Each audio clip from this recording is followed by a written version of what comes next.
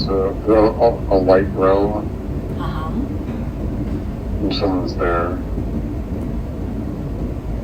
Looks like Jesus. Uh-huh. And what do you say to him? He said I did well. Uh-huh. He smiles at me. Yes. And ask him what kind of connections you have with him.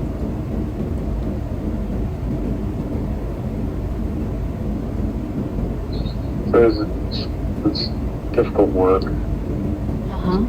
to try to heal people on the earth. Uh-huh. But not everybody, is kind. Yes. I can't let that discourage me. Uh-huh. So it's That I'm on the right path. you are on the right path. Uh-huh. So is Jesus one of your guides? Yes. Uh-huh. So ask him whatever you'd like to ask.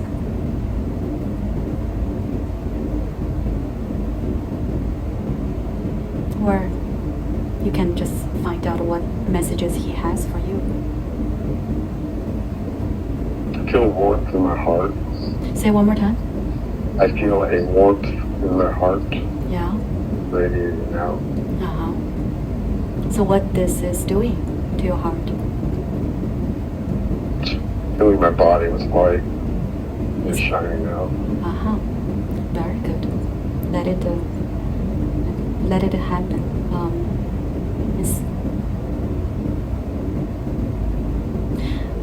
I have a little bit difficulty hear every words you're saying, so I try. You try. Yeah, you're very faint as well. What? Say it one more time. Your voice is very faint. Oh, okay. Oh, all right. I try to be closer. Oh.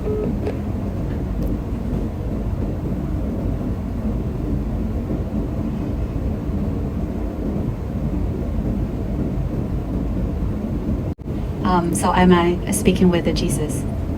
Yes. Thank you for this communication. I'd like to ask what other guidance you can give to William today.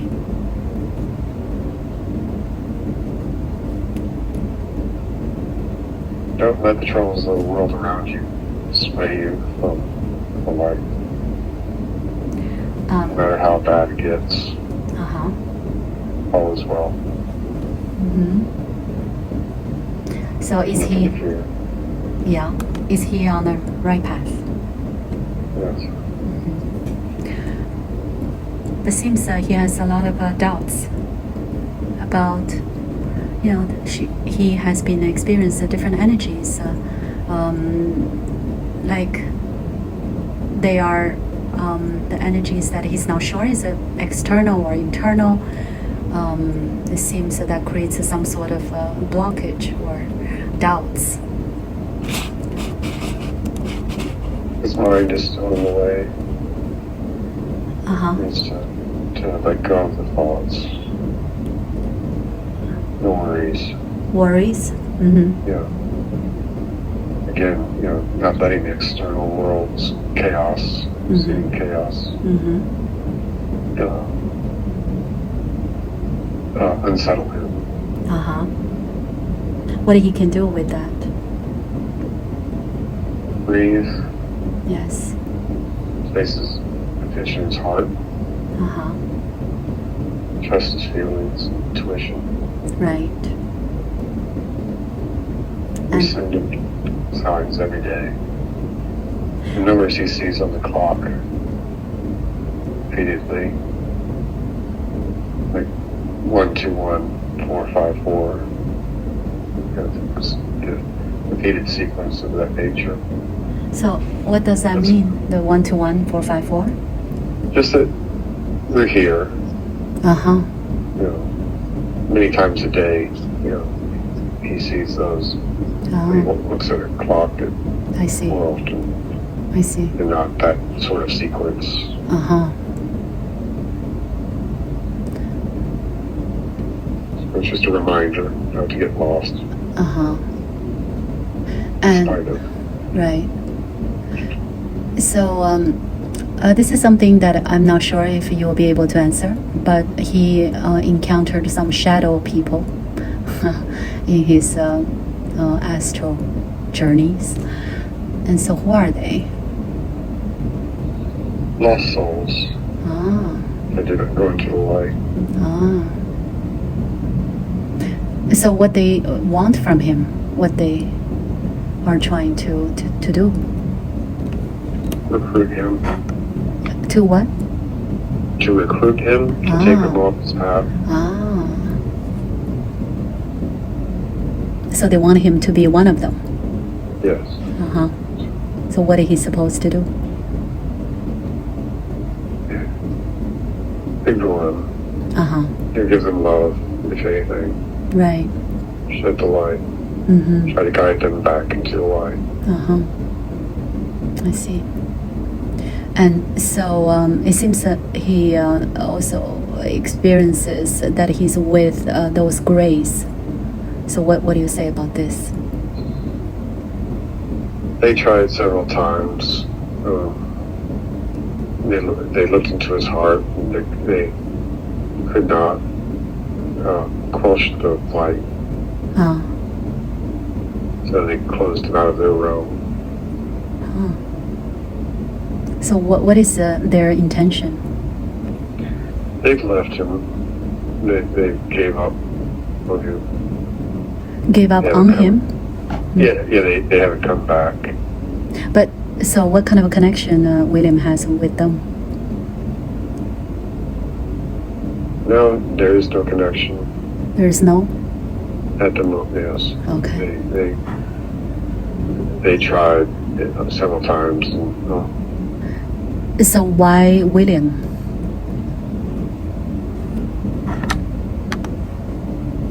They look for people, both who have light that they can feed on, but who are not yet strong or focused or aware enough to protect themselves. But he stood his ground and kept himself clear of mind. So they were unable to persuade or subdue him. So they moved on. I see. So, so this means William was not one of the grays. No, those were disembodied souls. So are they on Earth right now? In their own dimension, yes. What they're trying, what they like to do, what they're trying to do. People that are desperate or living in fear. Can feed off. Yeah, they try to bring them onto their side. Okay.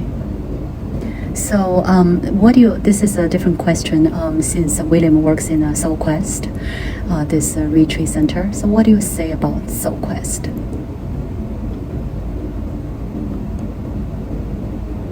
He's here to protect the people who come from being influenced by both human and non-human activities that might prey upon them. To be a balance. Not everybody is good or genuine or sincere. Right. So he's there to protect. So to work in Soul Quest is the right thing for William to do? Yes. Keep it from being engulfed in a negative agenda. So what is the reason that William himself does not really have many clear ayahuasca experience? What is preventing him from experiencing?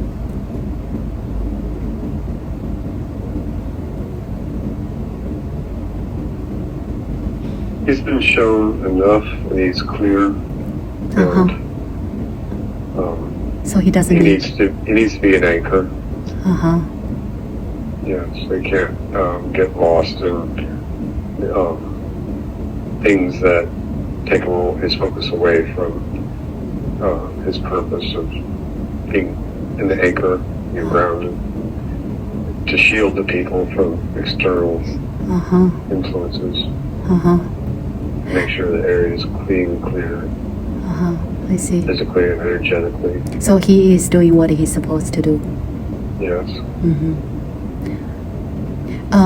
What kind of connection you had with him before? Why you are his guide? I'm everyone's guide. He has many others. So it's not necessarily special treatment.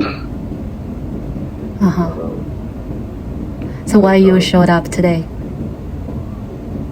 His work is similar to my own, to teach and to heal. And to let him know that he's loved. That he's not alone. I see. And anything you want to say about what's going on Earth right now? It's all necessary. There are those that will not let go of their delusions, their selfishness, their greed, their short-sightedness. The suffering that they encounter is the suffering they bring upon themselves. And they will learn through that. Right. That even if they come to a terrible end, their souls are eternal. They will have to look back upon what they did and grow in their understanding. So It's happened before.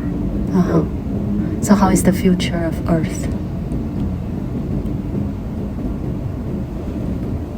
Those that won't let go will face their own horrors they themselves have created.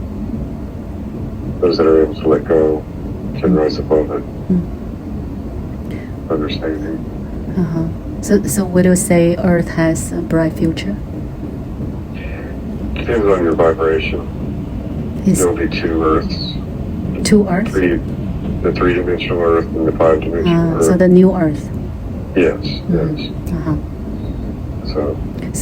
So the new Earth is something. Each will play out. But the people who are on New Earth, do they, how they feel? That they are aware of that? Or? Some are growing into awareness, some have an innate understanding or feeling. So they don't give in to fear, they don't give up. So in spite of what might happen, what they might see, what might happen to them. I see. So William is on New Earth sometimes? His heart is in the right place, but he is here to help those that are not, to see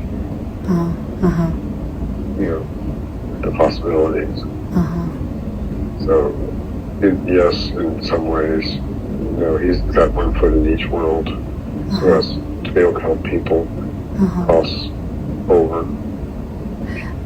So William is going to stay in this place to keep working in Soul Quest? Yes. In time, he'll move on. But he's learning. He's being taught how to cook the medicine. Yes. And that skill is something he can take with him anywhere.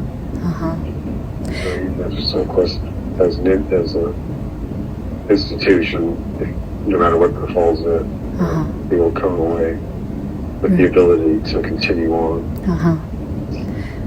So this is another question I have. Is there's any possibilities that William will be working with me on the medicine? Perhaps in the future. But for now, he has to stay here and master the art of making the medicine. There's a lot to learn. Okay. Anything else, or the last advice or guidance you want to give to him today?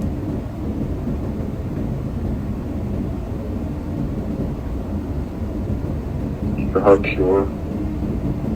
Don't hold on to anything negative. Can you say say one more time? Keep your heart pure. Don't hold on to anything negative. Okay. Don't let the politics or the egos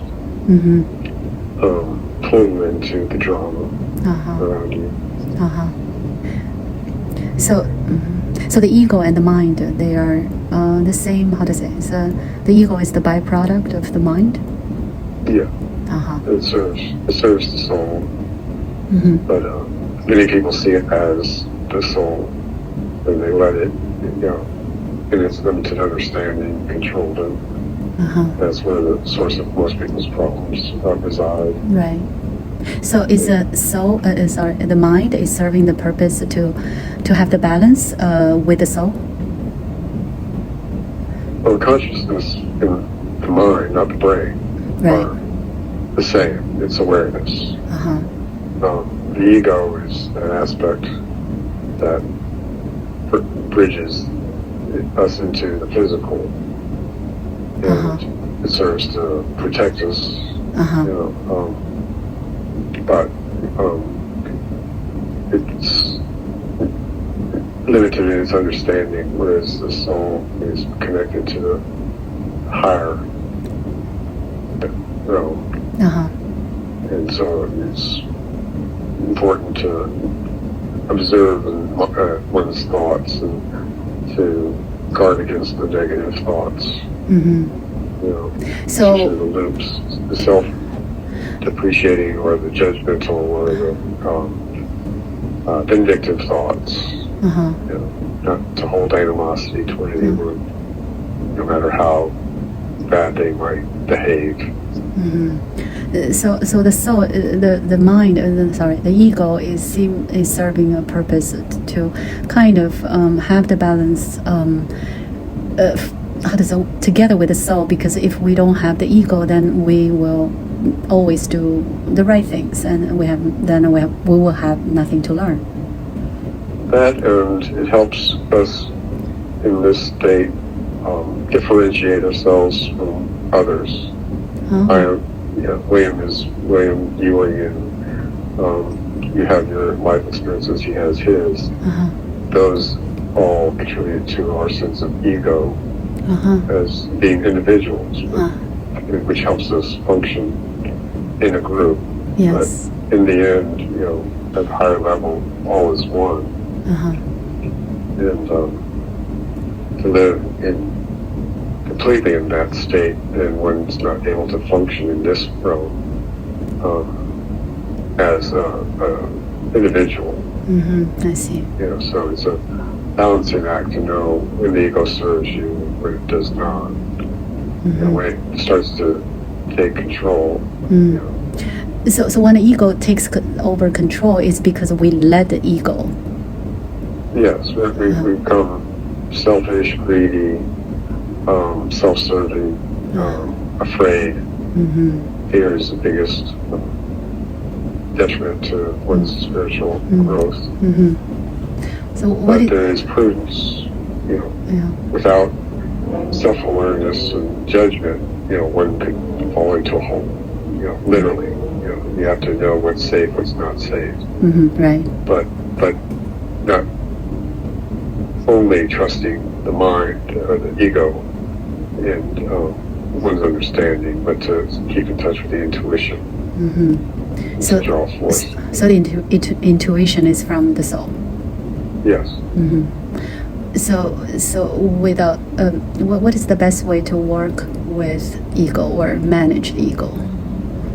Watch it. Know when the dark thoughts or the negative thoughts come up, and realize that you are above that, and let them pass without affecting you. So let it pass. It's when you let like clouds passing by. Just watch them, recognize what they are, let them go. It's when we think that those thoughts are us, and we hold on to them, and we perpetuate them with repeated thoughts. Okay. Then we get lost into the ego. So we're not the thoughts. No. We are the soul. But yes. But, Right. It's what thoughts we hold dictate, our energy, our connectedness, selfish thoughts, fearful thoughts, violent thoughts, take us away from that connection to the higher. So we must be diligent to observe our thoughts, be mindful of our thoughts, find time to quiet our thoughts so that we can sense the essence of our being is beyond thoughts. So let's say if some negative thoughts they keep coming back, and so we just kind of observe them. Yes. Say, this is not me. I let it go with love. It cannot harm me or affect me. I see. To negate it, to pronounce the opposite against something negative against somebody, you can negate it by saying, no, that's not true. That's not how I feel. I send love to that person. So our negative emotions are also because of the filter of the mind. Yes. They can trigger those feelings, and the feeling gives the thought more power. So it's important to be mindful of how you think and how it makes you feel. But why our body is designed this way? It has to be Initially, they weren't so much so, but for survival, the fear of death, animals or starvation, and still people with fear most of their lives, always worried about the next meal or their safety.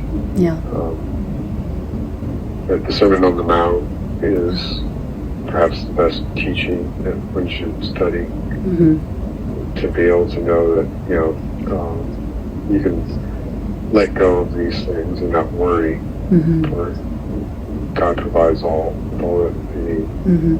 It might not be what they hope and wish for. It might not be luxury, but it will be enough for their growth. So how William is doing with this, with his mind? It's a constant struggle. The thoughts come and go, people come in and out of his life, that his words try to instill agitation, just not to get swept up in the drama, and allow things to flow. He's been brought here due to the flow. Due to the flow. Can you explain this part?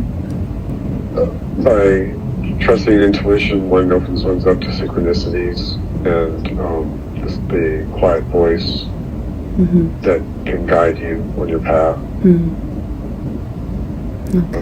So rather than forcing one's will, one surrenders to the grace. It's by grace. So I have this question. Let's say we should allow things, allow the flow. We shouldn't try to control. But what is the how to say? This is the things that sometimes we're not sure when we need to try hard, put effort, but we also don't want to control things. So how can we balance? It's like floating down. Most people try to swim up the river against the current, the spiritual current. Their egos say, I want this, I want to rule the world, I want all the money in the world, I want this, I want that, I don't care about anybody, I'll do it my way, my way. Yes. And they struggle very hard to swim up the river. They're afraid that if they let go of control, that the river will sweep them downstream and smash against the rocks.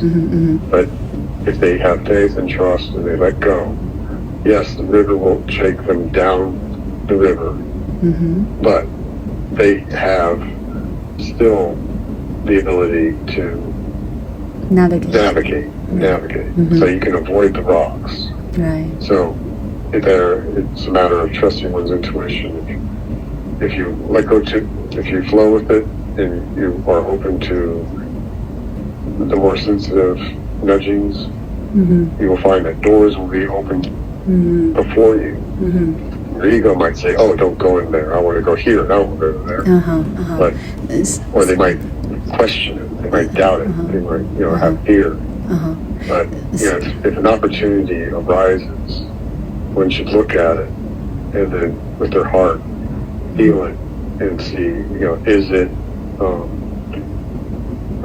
the light or is it of my ego? And then even if it's in the opposite direction, of what they intended, if they go through, if they follow that, they will not only avoid the rocks, but the river will carry them further than they could ever have possibly gone had they tried to swim upstream on their own. So and how eventually it will lead to the ocean, which is God. Right. So how can we distinguish the thoughts are from the mind or from the soul? When you start to think twice about something, you have your first impression, but then you think, wait a minute, maybe, what if this, right? Oh, I don't want to do that. And then your ego begins to second guess. And then that creates confusion, uncertainty, doubt. And that leads you astray if you trust the ego and not your intuition. I did not really get this. So if we have a second thought, that means that's from the ego? Yeah, if your first impression is to do something, and then all of a sudden you find your mind saying, well, but if I do this, then I won't have enough, or what about me, or you undermine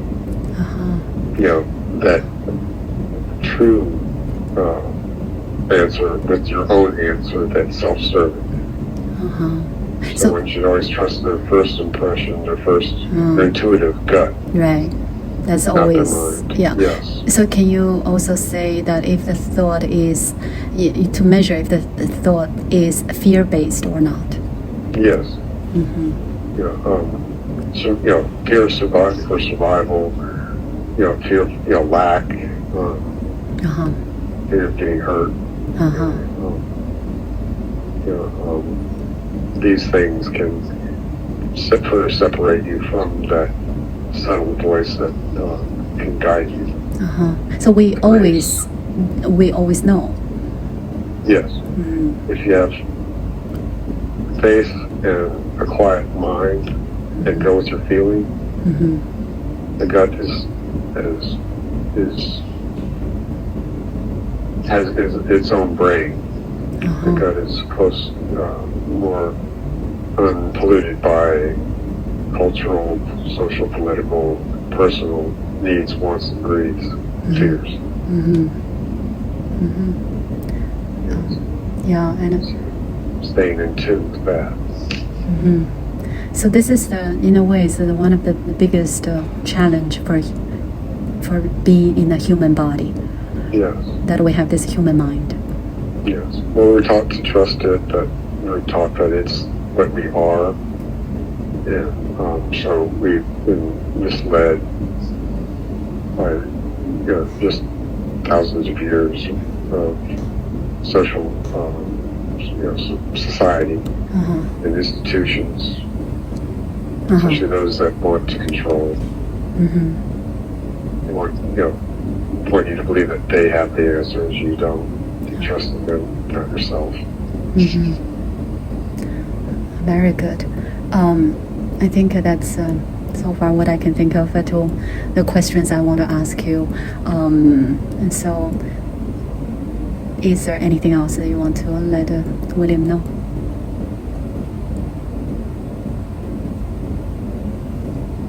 Take care of yourself.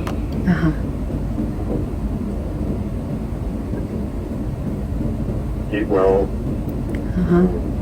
Take care of the body. It's simple. Yes. So Very good, and thank you for this communication. So now I'm going to count 1, 2, 3. On the count of 3, it will switch back to William. 1, 2, and 3.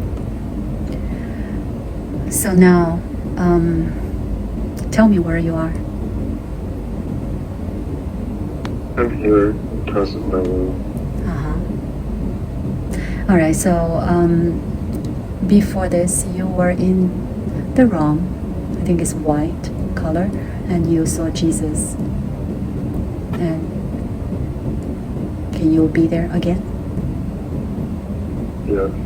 All right. It's always Okay, very good. So now I want you to tell me what else, where else you are going.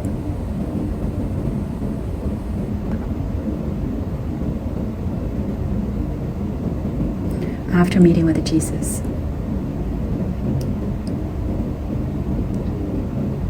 Where does the soul want to go?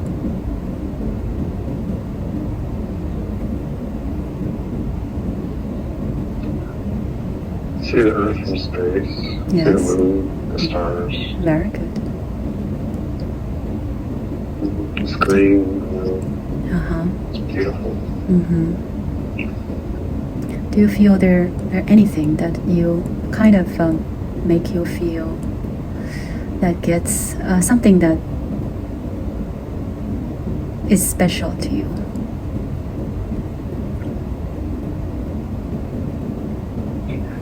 Well, I see two earths. One's beautiful, one's dead. The beautiful one has a net of energy around it that's glowing. Uh-huh.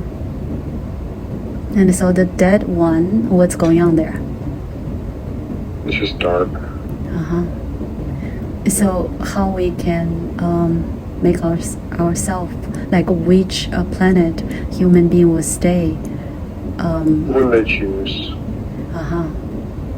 some will not let go of their ego and their greed. They will perish Uh-huh. physically. They, Well, of course, they'll reincarnate. All souls are eternal. uh-huh.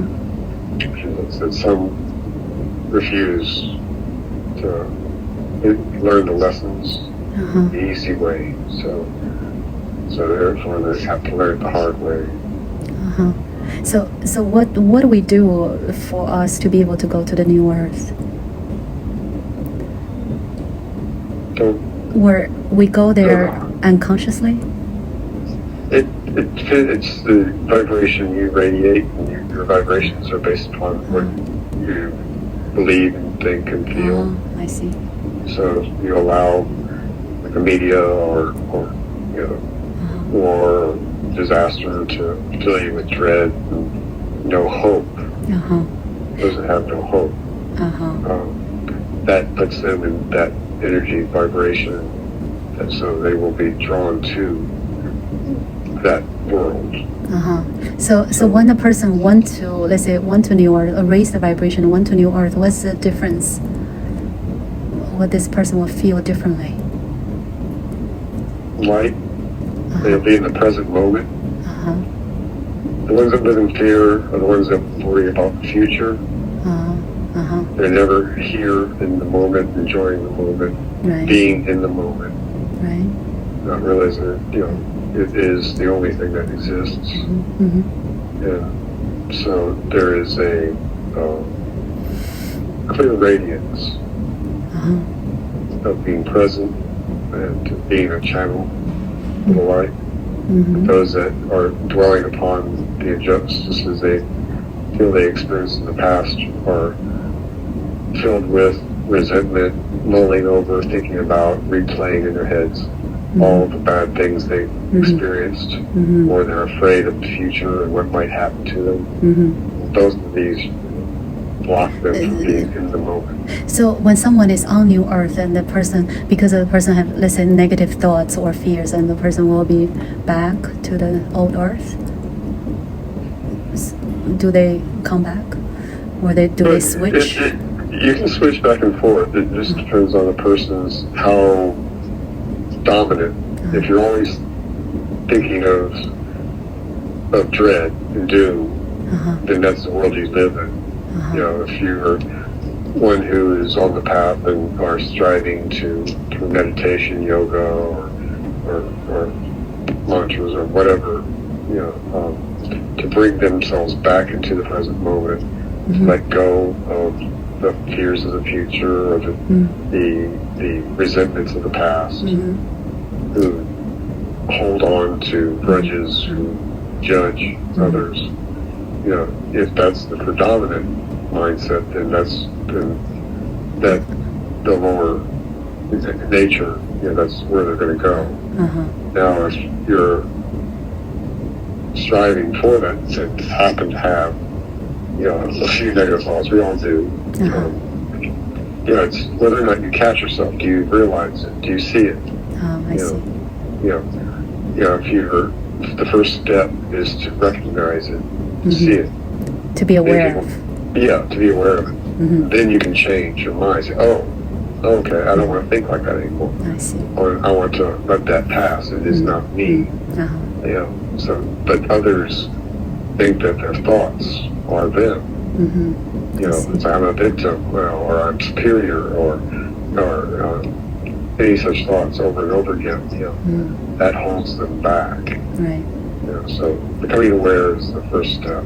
Then rising above it, and then making that conscious choice. I see. To choose, to let go or to hold on. Right. So to make a conscious choice. Yes, that's all we can do. You know, without your physical body, your awareness and conscious, and you have imagination. But all you can do with all of that is simply make a choice of what you believe, what you accept, what you let go. Right. And so it's all comes down to choice. Right. It's all up to us. Yes. And so is William most of the time on the New Earth? Yes. And how about this? You know, let's say psychedelics. That is also help us to be on the New Earth more often. Or what is it? Helps. It helps those get a peek of what's beyond. Many people don't think there's anything but the three-dimensional world. Yes.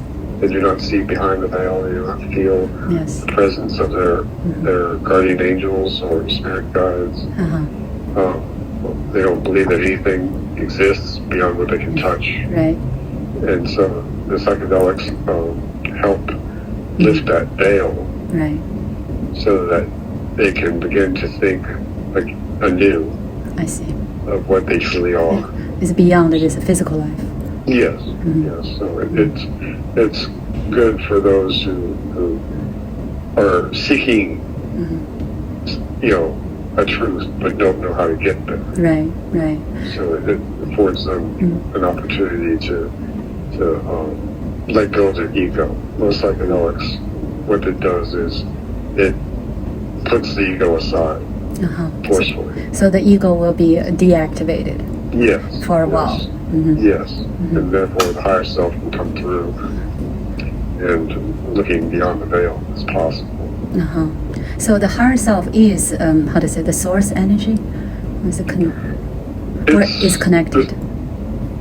Well, we all are source energy. Right. And so the higher self is we as a facet of that energy, like a drop of water to the ocean. Right. Okay. But we are still the ocean. And so rather than being a block of ice, you know, that is unmoving, you know, and thinking it's solid, you know, we realize, okay, we are water just as much as the ocean. Right. And remembering that. So it is drawing force. Right. So I understand that. I was going to ask. So why, as a human, we have our higher self, and how can we always be connected with our higher selves when we're conscious? Again, putting the ego aside, trusting our intuition. Meditation into the silence beyond the chattering mind helps us go back to that, our soul, we are the higher self, and the ego is like a costume. So, like in a sense, God has created a play. And so each of us is part of God that's come down as an actor. I see. And we put on the costume, the role that we've chosen. And the mask. And the mask, yeah. So it's all for learning experience. Even the hardships are challenges for a learning experience. Yes. And in time, as we learn more about our true self, we come back. So it's kind of a game of hide and seek. We choose to be ignorant and have a sense of separateness so that we interact and bump together with other aspects of God that are also in these costumes. And it creates drama and conflict, but conflict needs resolution. Through resolution comes understanding and growth. But after a while, as the soul incarnates over and over again, it's like, okay, I've been around the block. I've done this before. You begin to figure out. Initially, you don't know you're an actor playing a part in the role. You think you are the character. But in time, as you become more and more aware, you realize you are just playing a role. That I am not William. I am my higher self. My higher self is who is William in this life, and somebody else in another life, I had different names, different genders, different cultural backgrounds, and and those things are aspects of the ego, and which serve, like I said, their purpose. It's not something totally bad, but the growth of the spiritual growth is learning all those aspects and then coming back to the realization that we are actually something beyond this person, this place, this time, and then from there we can choose to act more in accordance to divine law and divine grace. So it's like this: we cannot know who we are by not knowing who we are not. Yeah. It's like and it's a cycle. God learning what God is through bringing forth in manifestation all possibilities, good and bad. Yes. So and it's it's a flower. The flower blooms. The flower dies. The flower blooms. The flower dies. It's a cycle. So it's a cycle.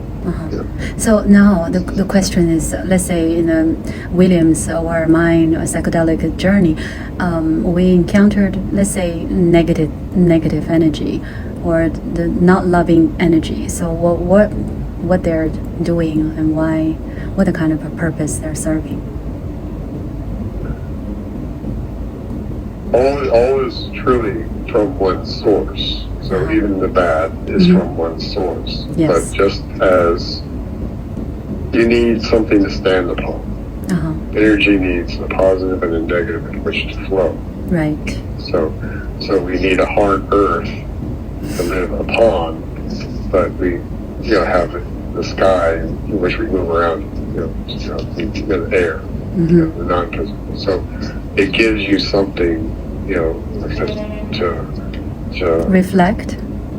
Well, without it, if there's nothing good or bad, then everything's neutral. There's no experience whatsoever.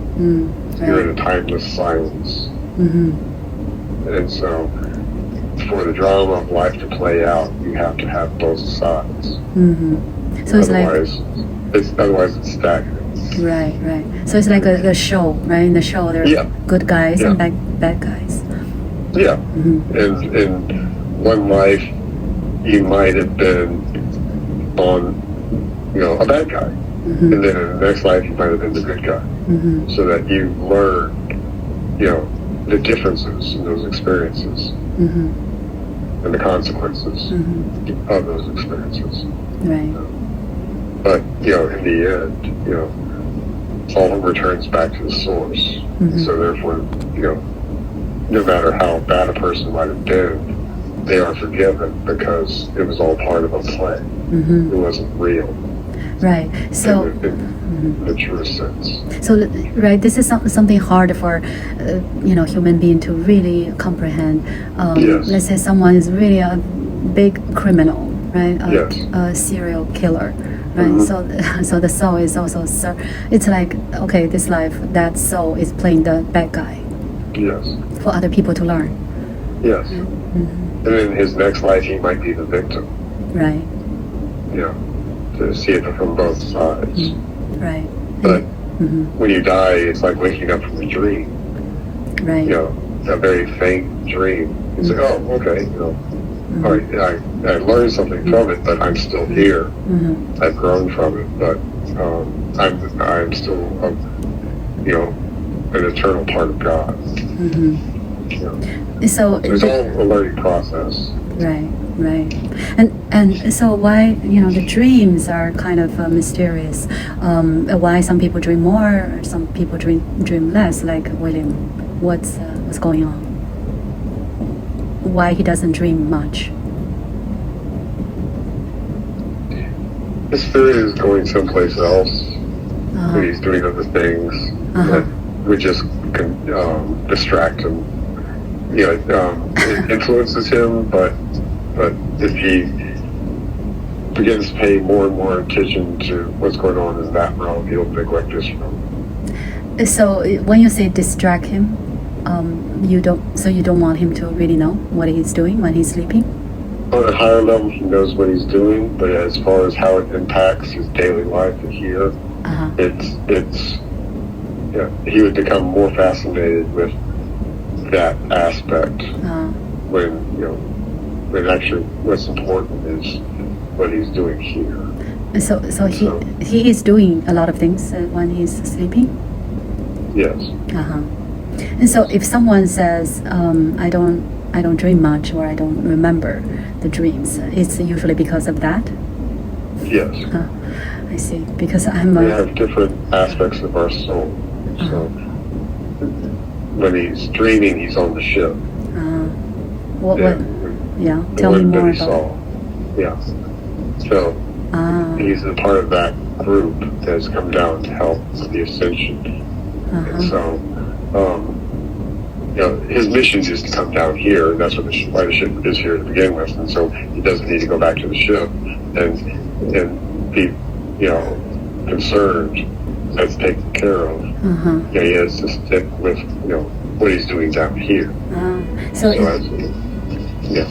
why is he a part of the Galactic Federation? Or, yes. So he is a Pleiadian. Yes. And so this is the question, because it seems like all those star seeds, they're, way hard, they're pure souls. They haven't been on Earth before, but doesn't have to be that way. No, we've been here since, for thousands of years, and, we can come and go, incarnate here, incarnate on other planets, depending on what we need, our mission is and what we need for our own advancement, but we are just like you in that we do evolve as well. Everything evolves. Anything that's undifferentiated from God is in a constant process of movement. So what is the purpose of a Galactic Federation? To help planets who are at this critical stage, to help encourage those that are more receptive to evolve. And what happens on one plane affects other planes. So, like, if we destroy the world with nuclear bombs, it can rip through and affect other dimensions. Right, other civilizations. So, we're here to protect not just Earthlings or help them, through the ascension process, helping safeguard. I see. So you are other aspects of the realms. Okay. So you are. Even though the manifestations are like a dream, that does not make them unimportant. Right. So it's not like things are disposable, so to speak. But that said, all things do come to an end. No matter, if the 3D Earth was a paradise like Eden, and everybody lived in peace, the sun will one day die. And when that dies, the earth dies. So nothing lasts physically forever. Right. But it's, the playing field, the stage, and for, the soul growth. And so that makes it important. And the different dimensions that overlap are important, and they're all interrelated. So nothing physical will last forever. This is because we need to, because otherwise we can't grow. We can't keep growing. The Hindus describe it like a flower, a lotus. Yeah. I think it's Vishnu. They describe the process as the god of creation lays down and takes a nap. And in the dream, he sees a lotus growing out of his belly. And it blooms, and that is the manifestation of the cosmos, the universes. Right. And it plays out, and then it comes back and goes back into his belly and he wakes up. And then he takes another nap, it blooms again. Yeah. So again, everything is cyclical in that respect. Right. And so, yes, physicality, stars are born and die. And so that, in that respect, holding on to anything physical as being permanent is a delusion. Our bodies will pass, the sun will pass, even the stars will one day, collapse back into, one big black hole, and then from there it will, explode again into creation. So it's a cycle. So the cycle is also. And then, yes. So the cycle is also part of the evolution. On the grander scale, this is massive amounts of time. Yes. I see. So you are speaking as let's say the collective of the Galactic Federation. Yes. And so we don't have to, let's say on Earth, we don't have to worry about nuclear weapons because it would. In the grander scheme, yes, but then. With what was intended as far as being the playing field of experience, no. I mean, we do care about what happens here. But, again, nothing lasts forever. The grandest of scales. Things go back to God. But then, again, it can be born again. The whole thing can start over. So in different manifestations. I understand. So just again, as a human, we want to know if any country, let's say, try to launch the nuclear, that will be stopped. Yes. We've had ships that are able to turn electronic devices off. Since the 50s, one can find reports on YouTube or the records of ships appearing above military bases, both in America and Russia in the 50s, 60s, and where nuclear warheads were turned off. I see. So, yes, and also it's with the ascension and the waking up of the people that helps bring check the balance toward not happening. So it's a multifaceted effort of waking people up and being here to monitor what's going on. So what is William's role in that ship? To help people have the opportunity to see their higher self through the medicines. So it's it opens the door, it puts a crack in the veil. And so once that crack is seen, then they can go forward with their own journey. They don't need to always use the psychedelics to do it, but it helps give them a kick. That are because people that come for ayahuasca are called. They're ready for a different paradigm. They've been raised to believe in this earthly paradigm with its limitations, and that has not satisfied their spiritual needs. Their needs, and so they don't know what to do. They can't go to the Himalayas and meditate with the monks or whatever. So this is something that helps jumpstart their process. So God, when He's not differentiated, is nothing. There's nothing. There's nothing outside of it. It's just a silent void that nothing yet has come to be manifest. And from the void arises everything, and into the void everything will return. So it's like I say, like the flower that blooms. Right. The Hindus see it as that dream. So when that's why in meditation, one wants to clear their mind, clear themselves of all external distractions, and reside in the silence.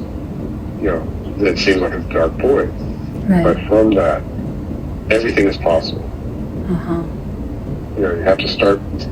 Everything starts from non-differentiated existence, and so it should not be feared. It's hard for people to worry about their own personal survival to grasp. But in the end, yes, everything will be brought back into that state of nothingness, because that's the original state. So, like I said, in the beginning was the Word. Well, what was it just before the beginning? It was a silent void. Right. So it was the void pushed into motion. That from which the one becomes two, the two becomes three, the three becomes the 10,000 things, as the Chinese Taoists would describe it. So yes.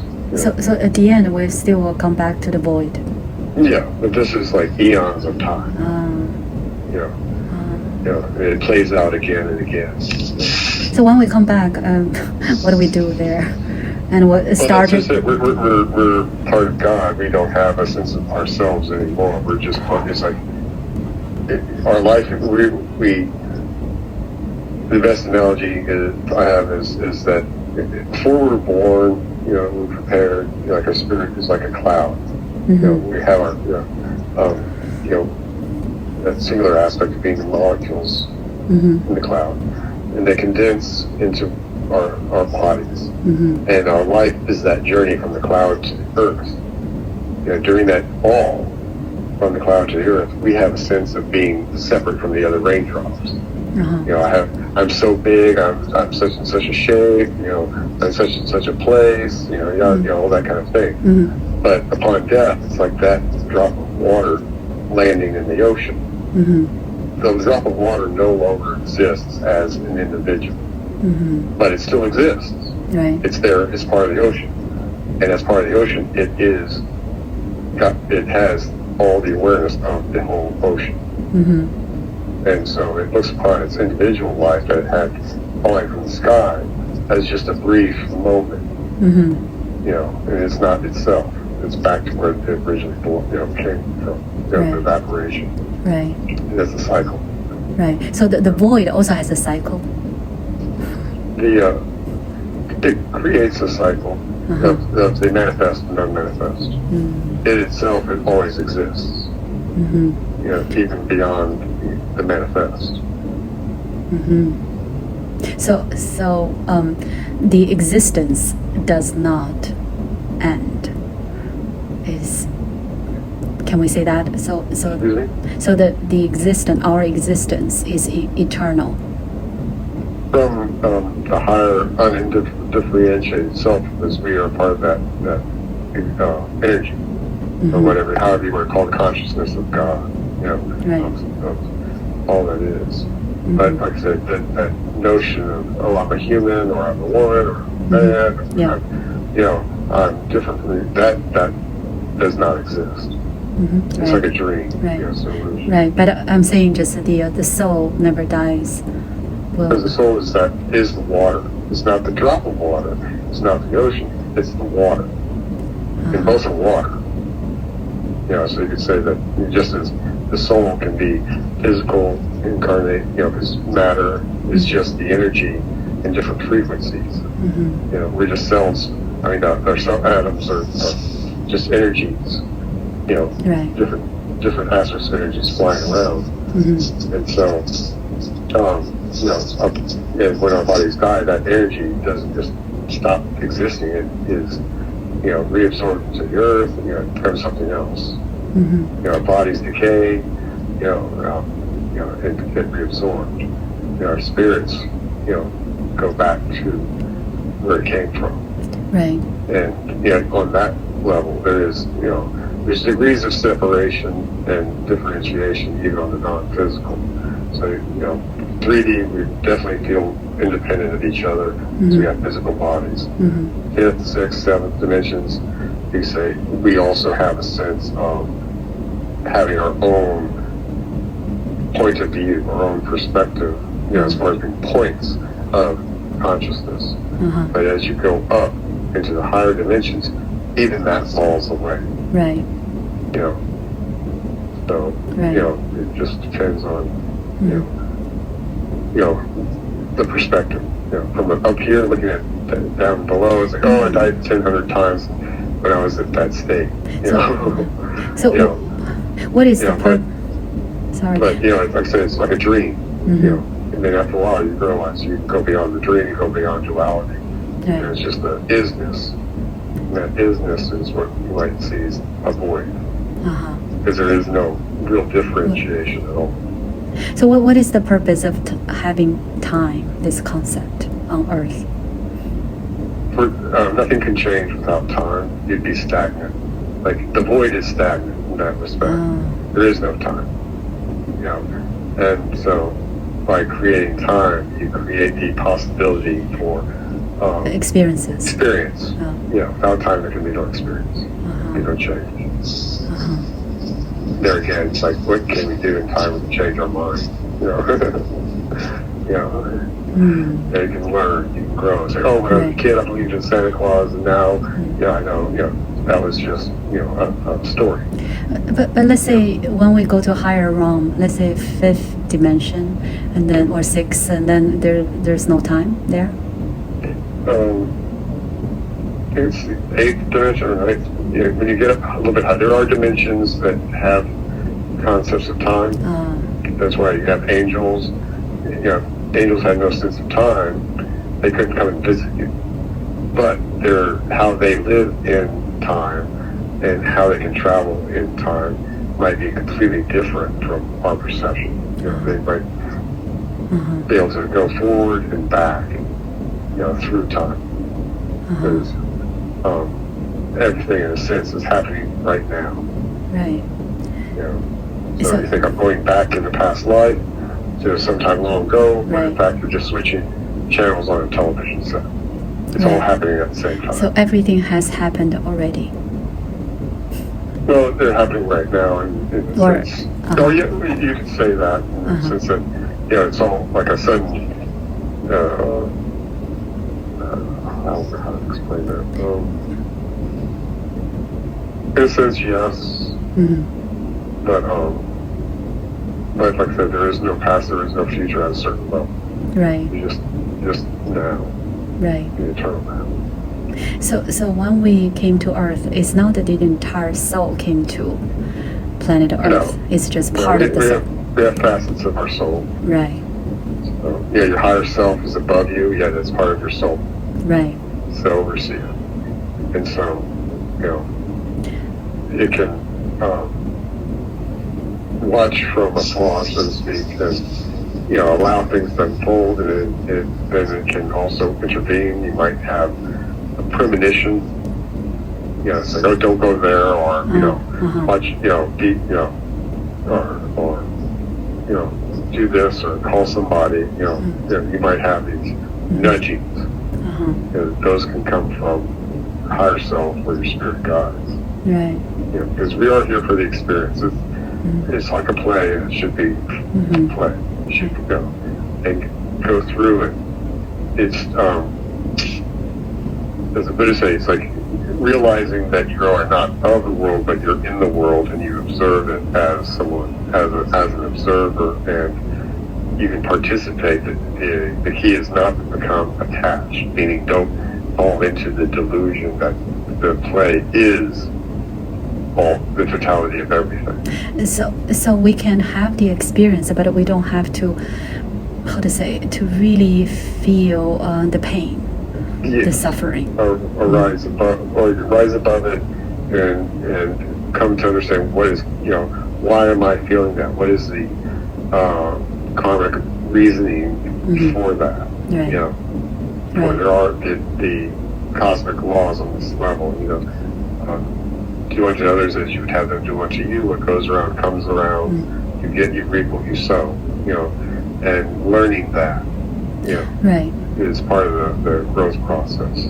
So, those are, let's say, mental emotions, negative emotions. It's, in a way, it's easier to rise above and just observe. But how about physical pain? If someone... No, it can be challenging, and it could be, a lesson. Imagine you lived 100 lives and you had a very healthy, strong body in every single life, and you were able to do anything you wanted, and you were very outgoing and active and successful. After a while, you're repeating the same experience over and over and over again, and you will eventually have learned all you can learn from that situation.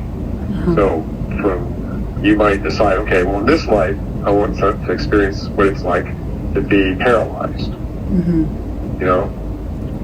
It's like, well, you can look at a paralyzed person and say, well, that's very unfortunate. Why did that happen?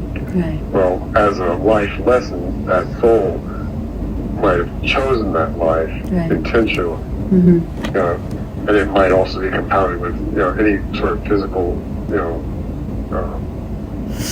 experience might also harken back to a previous life, where a woman who was raped and then goes back through hypnosis to other lives and say, okay, I was raped in that life too, in that life, in that life.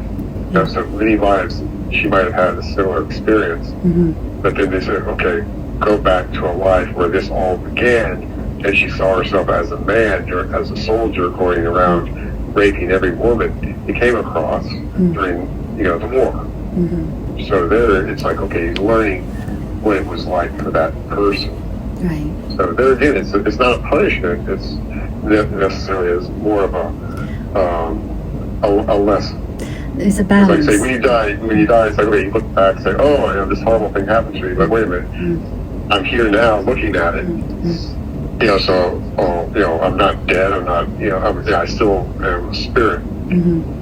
So therefore, you're out of the dream, and you see, okay, then you can see what you learn from it. Compassion, unconditional love, forgiveness, things of that nature. So what do you say about karma? What is karma?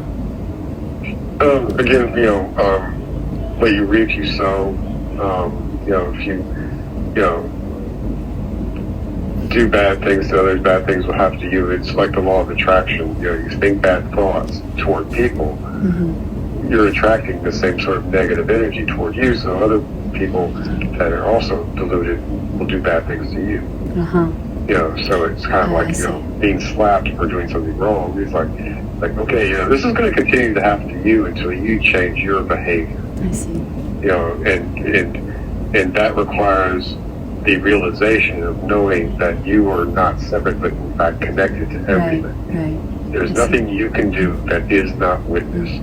I see. Even if you're alone in your room. So it's not it's not a punishment or judgment.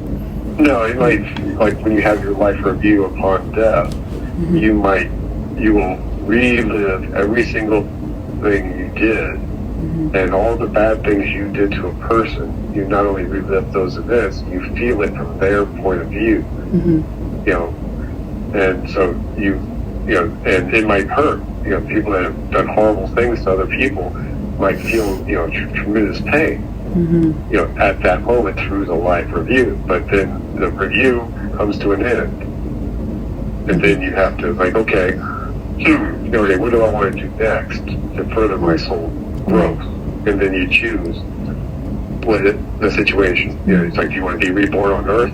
If so, what sort of situation? It would be rich, have a rich life or a poor life. You might be born rich with all the material luxuries, yes, yet be completely devoid of true emotional love. Right. And that might be to teach you that physical stuff isn't the source of happiness. Right.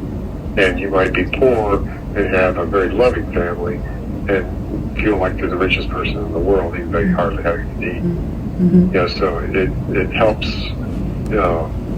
break these notions that people just want to sit around and party and just be mischievous, just kind of hedonistic. So you can't really judge a person's condition because you don't know if they've chosen that. A person who's homeless might have chosen that life because they don't want to be a part of the rat race. Right. Social controls. He might be freer than the man who has the mortgage and the car payment and the insurance payments and the children's tuition. They're slaves to their jobs. Right. So talking about that, so most people on Earth right now working let's say 9 to 5. So this is the system we're in. Yes. And does this have anything to do with let's say reptilians? Is this? Well, even simple societies had to, as a physical form, you have to take care of the body, and it's physical body is a kindergarten training wheels kind of governor for behavior. So if you do something that pisses everybody off, they'll kill you, right?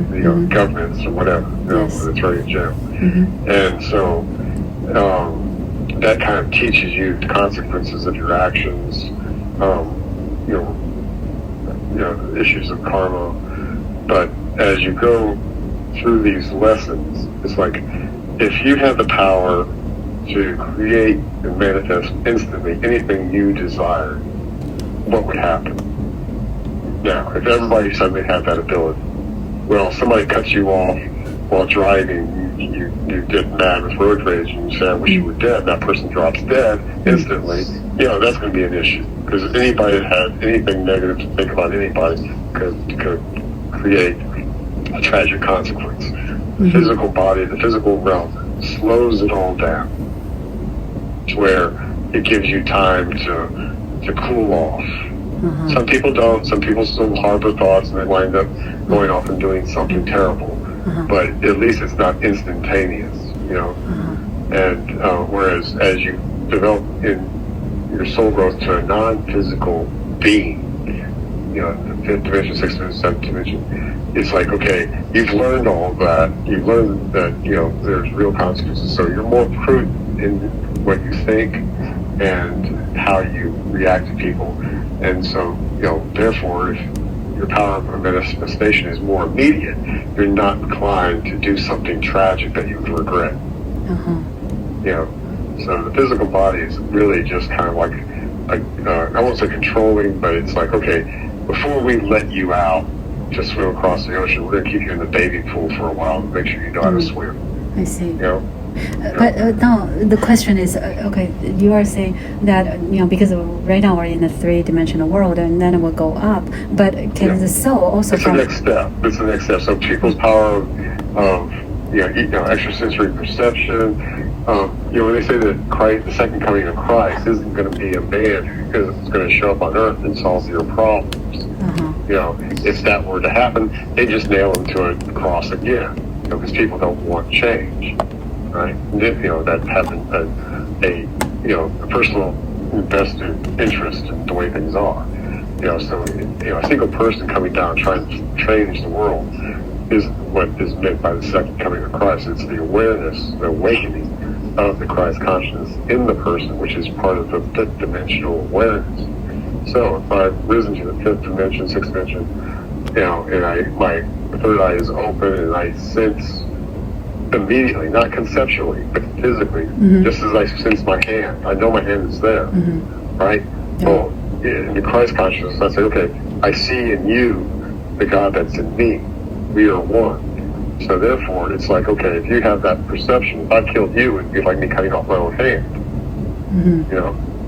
So, but you come to that realization on an immediate level, and therefore that's going to affect how you treat people. Instantaneously. It's unavoidable. It's not something you're taught. It's not something that you just conceptualize. Right. It's something that you experience, feel, and live. And so that's part of the awakening, is into that Christ consciousness or the cosmic consciousness. You still have on those levels, this notion of of being an individual facet of God or the water, but you realize you're the water, and so your whole perspective rises and shifts. So therefore, selfishness, greed, war, violence, those things are part of that sense of isolated separation.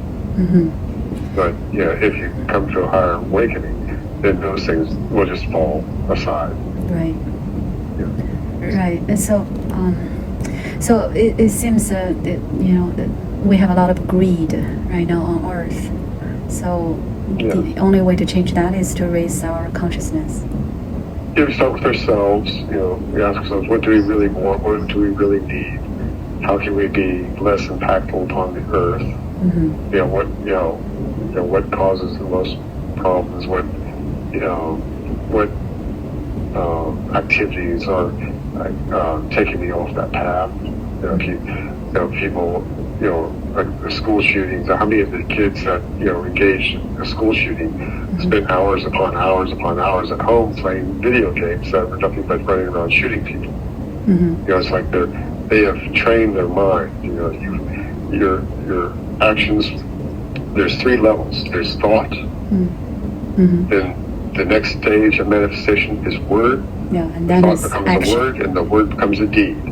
So you catch it at the thought stage, and you do not utter it, and therefore it makes it easier not to act upon it. So the Taoists and Buddhists and Hindus, have taught that for thousands of years.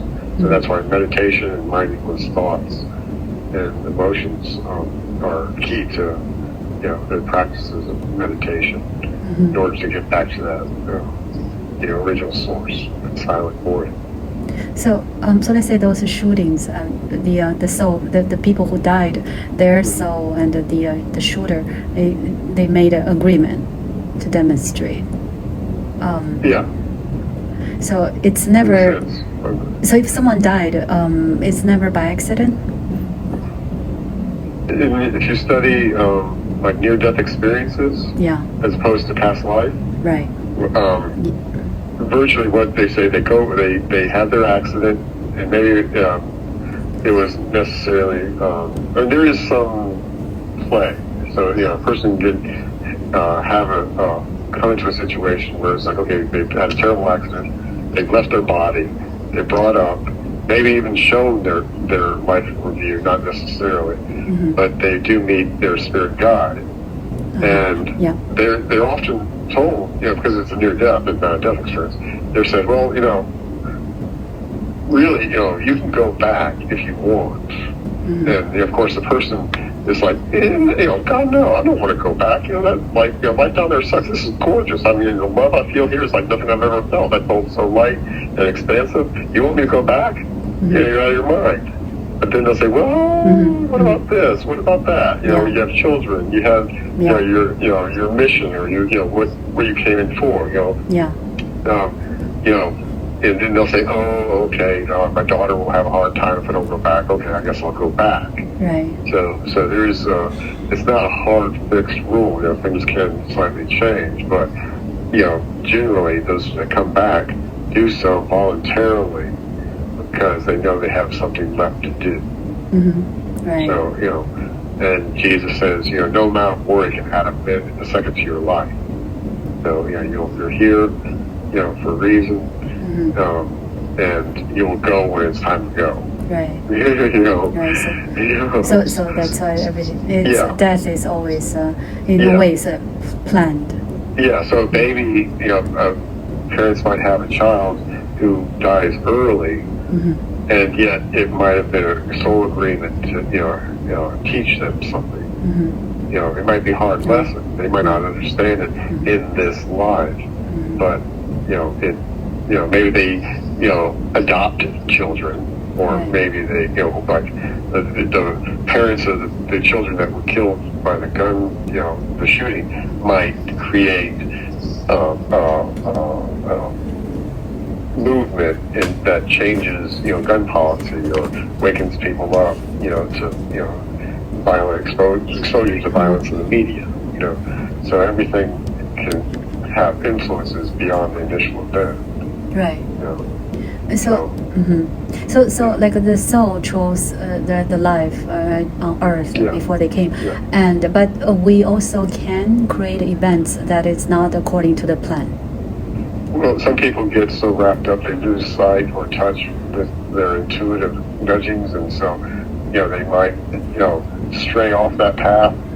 And so when you have your life review, it's like, well, I kind of screwed up that time. I just have to go back and do it again.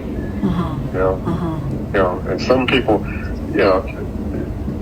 the severity of the experience is equal to the advancement of what's learned in the soul growth. So a soul might say, okay, I need a break. I want to be born, in a very nice environment where nothing much happens. I have, a good family, live out my life with really nothing much happening, fine. But when that soul ended, it's just like coming back from vacation. You didn't actually learn a lot necessarily. Whereas another soul might say, okay, I want to learn as much as possible. And they come down and they have a life that's utter hell. And it might be short, whatever it might be. But then when they get back, it's like, okay, I've learned a lot. Right. And so it just depends. And like I say, you can choose. And sometimes you might choose, okay, I want to go back to Earth, or I want to go to this other, realm or planet, for whatever reason. Right. But now it seems that, with Earth going through the ascension, many, many people are incarnating here for this experience. Even if it seems like the world's falling apart, and it's on the verge of war, with nuclear weapons and all that, that stress, even COVID, how many people have woken up because of COVID? Yes. Because, so many people, were in their rat race 9-to-5 job, and they didn't have time to sit down and just shut up and meditate, or think. Right. But now, 2020, it's like, okay, everybody's quarantined, go home. Or, after a while, it's like, okay, they begin to think differently. It's like they had time to get away from that programmed life. Right. And had to figure out something to do with themselves, isolated. Right. So in a sense, it's like forced meditation. It's not necessarily what the government or whatever intended, but it's a byproduct of the situation. So out of a terrible situation, good things actually can arise. It's just on the level at which you look at it. And so more people are opening up to, like I said, meditation, yoga, personal development, all because they had time away from the bosses and the grind of the work that occupied all their time. Right. Yeah, it seems there are a lot of things that are going on right now on Earth. Now after COVID, then we have this war. So that's also part of the shift. Yes. As well, it's like it's getting some people off the fence, so to speak. If it's Sweden, Norway, Switzerland, it has always been neutral. During World War II, it was neutral. Right. But with Russia's attack upon Ukraine, they actually have asked to join NATO.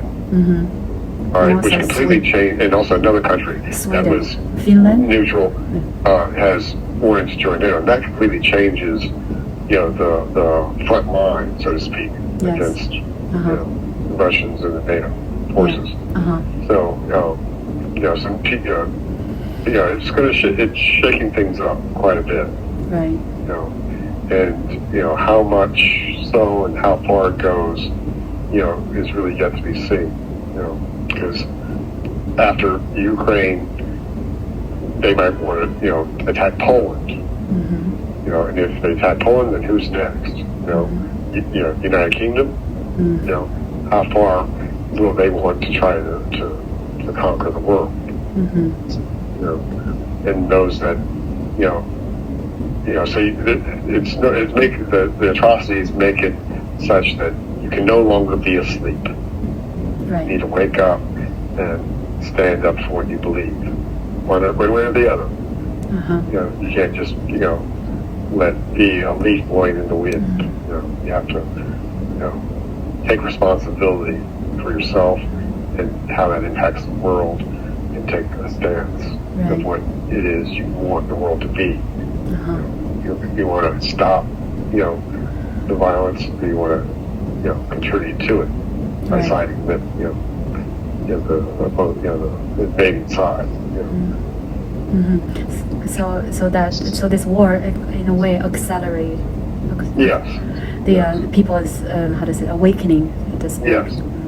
Because the systems that they like say the global economy, the monetary system, all of the political systems, even the religious systems, all come under question, all come under attack. And sometimes in order to build something new, you have to bulldoze the old. Right. And the people that hold all the power and money and control are not going to just say, "Oh, okay, I'll just give it all away." No. Right. They're going to fight to the death to keep control. And it's the people like that are going to meet the stickiest of ends. If they're able to wake up and rise to a higher, more equitable system, then yes, it's going from the 3 to the 5th dimension. But like I said, some people are just too dependent and invested in the old way, and so they'll have to deal with the consequences of that. So those people will stay on the old Earth. So if everything collapses, and like they say, the economy collapses and all that, and it becomes a totalitarian state, they're going to have to deal with that in that dimension of reality. Others who describe the fifth dimension, it's like a different dimension, so it's a different frequency. That planet's described as being lush green. The societies are like I say, if everybody has a Christ consciousness, there's no lying, there's no cheating, there's no stealing, because everybody is aware. So you can't hide. So people are moved to New Earth, or they still see the Earth, the same Earth, but they just feel differently. I think that more and more it will seem like it's a completely different place. Now it's like we see what's going on here now. So, it's a gradual process, but in the end, it's like, where will you go? And so I think that, those that make that full jump, it will be like walking through a door into a whole different environment. So the new Earth is in 5D? Yes. So it's a different frequency. So the sun travels around the galaxy, and there's regions of space that are different. And so the age of Aquarius is that the sun has moved around into that region that we equate with the Aquarian constellation, as far as our ways of kind of pinpointing stuff. But at any rate, there's what they call the photon belt. So it's a region that has a higher energy within it already. And so we're being bathed with this higher energy. So that itself kind of helps push people up. Again, you have to be open to it, and sensitive to it, to have it, to follow into it. Other people will fight it. And so there's that division, that's described as the new earth or the rapture. And then the Bible talks about those that are left behind. So you have the rapture and those that are left behind. And the ones that are left behind are going to be the ones that suffer through, all the hardships. Right. Because that's a reflection of their own mind. Whereas the others that let go and are able to create. We are made in the image of God. What does that mean? I'm not an old man with a gray beard, or you're not. I have a gray beard, but rather, God is consciousness, God is imagination, God is will, and we possess all three of those. So how we use that imagination and that will to manifest things, is what makes us God-like. And knowing that, like Jesus said, he came as a teacher. It's like all these things I do, all the miracles he did, you can do and more. It's just a matter of believing, not necessarily him or God, but in yourself and the power. Right? That power, if used for selfish reasons, pulls you down, especially in this physical form. It's like we're governed by that, so we don't go crazy and do a bunch of weird shit. But if I could say, it's a growth. So in a sense, we are infants that will eventually grow into gods ourselves once we've gone through the learning process. So first is like kindergarten, really. It's like we do something wrong. We put our hand on the hot burner on the stove, we burn ourselves. So we don't learn not to do it anymore. It's that kind of thing. So the body is kind of helps us learn these things while keeping us in check so that we don't, create real problems. We're not allowed to do stuff on a higher level until we've, mastered ourselves and our thoughts and that understanding that we are part of the one. And so those star seeds volunteers, they came here not because they're babies, just because they want to help. You can say that they, if you go up the ladder of dimensions, you get to a point where duality ceases to exist, time ceases to exist, individuality ceases to exist, but there are several realms beneath that. So there is as above, so below, as mentioned in the Bible. So you have spirits. You have Archangel Michael is different from Archangel Raphael, which is different from your spirit guide, which is different from whatever. So there, you still have those aspects that reflect what's going on here. But I forgot my thought. I forgot my train of thought. So we have been having this conversation for a while, and there's so much. It's very informative. And so, is there anything else you want to, give William as your final guidance?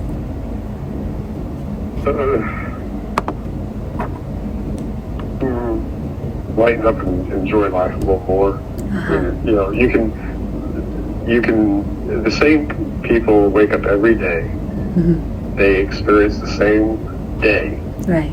The same 24 hours or 12 hours. Yes. I'm experiencing today is the same 24 hours that Elon Musk is Yes. experiencing. It's the same day that Sadhguru or any other prophet or whatever is experiencing. It's or some bum on the street or whatever. So how you choose to live it, you can mope and threat and fear and dread have a horrible day, or you can look at it as the dawn of a new day of potential, infinite potential. So it's up to this person. Yeah. It's not up to the circumstances. We can create our own circumstances, and also we can learn how to deal with the circumstances. So there's an attachment, not being attached to the outcome or the circumstances, to be able to watch everything without letting it draw you in, good or bad. Right. The Buddhists, it's a non-attachment. You can witness it and learn from it, and you can appreciate it, but not get swept away by it to the point where it fills you with anxiety, fear, and frustration, and lack of hope. Right. But that's where all illness rises from. Right. So when someone feels this anxiety or depression or blockage, is because they kind of created. Yeah. Either through their refuse, their limited view based upon their ego, or their fears. Right. Like again, survival or greed or whatever.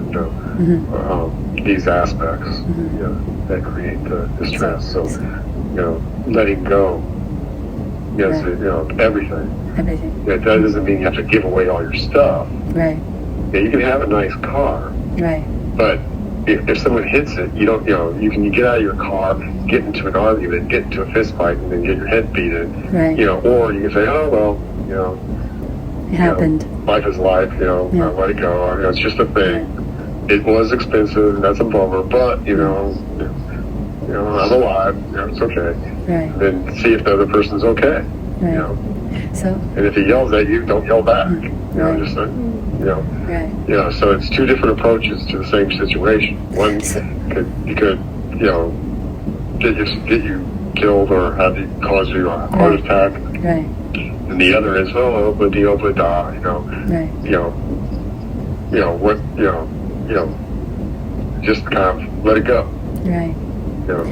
So there's an ancient Chinese story that kind of reflects this, in that there's a old man who had a son, an old farmer, back thousands years ago, whatever. Yeah. So one day his son, he's like 18, 19 years, so he's a young man, went out and he found this beautiful white horse, a stallion. Yeah. It's just gorgeous horse, strong, young, and all the neighbors said, "Oh, you're so fortunate, God must really bless you." And the old man said, "Maybe." And they walked away, thinking the old man was a fool. He didn't know a blessing when he saw it, right? Right. I know this story, but keep going. Huh? I know this story, but keep going. Okay, So, the son tries to break the horse, to ride it. The horse throws him, he breaks his leg, and the neighbors come back, "Oh, you were cursed, your son, broke his leg through this, monster of an animal." Maybe. Yeah. The local warlord goes to war and recruits all the young men, takes everybody's son but his because he has a broken leg. Right. And all of the people's sons get killed, So you don't know. Is it a good thing or a bad thing? You don't really know. Right. You never know. Yeah. Right. What is behind? Yeah. Right. So you get a flat tire, it might piss you off, but maybe it saved you from getting in an accident down the road had you been in that spot at that time. Right. Personally, I had an experience when I was in college. I was living in a garage apartment in this house. So I had a room, and then there's a little side room where the laundry room was. It was the laundry room for the main house. But it had a refrigerator and a hot plate, so I was able to cook meals there. So that was kind of like my space. And so I got up, took my shower, and, cooked some breakfast, got all my stuff together to get ready to go to school. And I could not find my keys. I looked everywhere for my keys. It's a small space, I tore the whole place up looking for my keys. I'm going to be late, Then finally I just stopped and said, okay, what is it other than my keys I have forgotten that's keeping me from finding my keys and leaving? So I just stopped, cleared my mind, and looked around, and immediately my eyes fell upon the hot plate, which was on. Right? So I would have left with that on, and I could have burned down the house. Right. So I turned off the hot plate, and literally I turned my head, and boom, my eyes fall upon my keys. So my not finding my keys was like a divine intervention. So if you have a difficult... So the intuition is from the soul, and we should always listen. Yeah. And so that's never going to, how to say... Your gut instinct, they say follow your gut, often, that's if you ever have anything you really need to know the answer to, just say, well, how does this make me feel in my stomach? Like you go into someone's house you just met, say a party or something, or a building, and all of a sudden you feel uneasy. It might be a sign to get out, Right. To leave. You don't know what might happen. Right. So if you're, let's say, in an airplane and you feel some sort of uneasy energy, so the person should get out. Well, pay attention. Of course, that kind of situation is a little more difficult because everybody's scared to death. Period. You're in a tin can. You're going to be thrown across the sky at 30,000 feet, and if something breaks, there's nothing to do. So you have that collective fear. I see. All confined in that space, so that is going to have an impact as well. Right. But if say you're booking the ticket and you're overwhelmed by a sense of dread, then book a different flight and see if you feel different.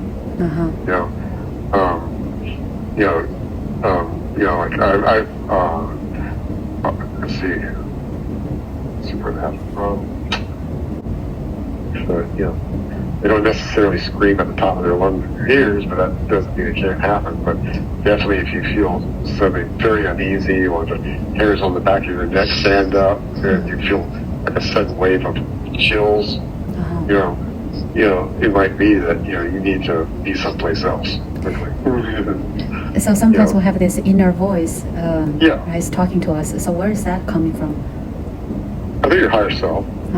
Okay. Because your higher self is connected to, your spirit guides in the higher realms, and so they can, kind of be there to help you. Because this is a free will planet, and your ego can supersede what your intuition and your guides tell you, depending on, how strong your ego is. So there is that aspect. So that's why some people will get into a wreck and have a near-death experience. And it's like, okay, it really wasn't your time, if everything's written, then why am I here to begin with, but, if everything was completely written down to the T, there'd be no point.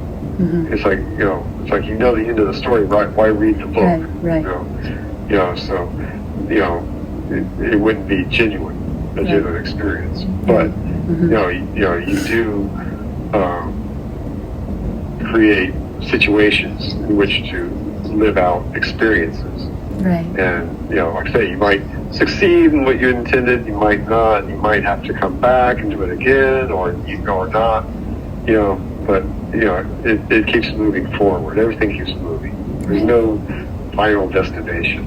Right. Even the spirits on the 5th, 6th, 7th dimension, they're going through a similar, experience. They're evolving. The ascension affects all levels. Right. So you might have been a 5th dimension entity moving to a 6th dimension, experience. But there's no rush to get there. Yes. Because, it's like, why did you come down in the first place? If the objective was just to go back to heaven, sit on a cloud, and play a harp for all eternity, why did you bother to get off the cloud in the first place? So, it's seeing it as a learning experience and play. Right. And Just being kind. yeah, and also don't take life too seriously. Yeah. Mm-hmm. Yeah. Mm-hmm. Yeah. Very good. And so I'm sure we're going to have this kind of communication again in the future. So do you think we're complete for today? Yes.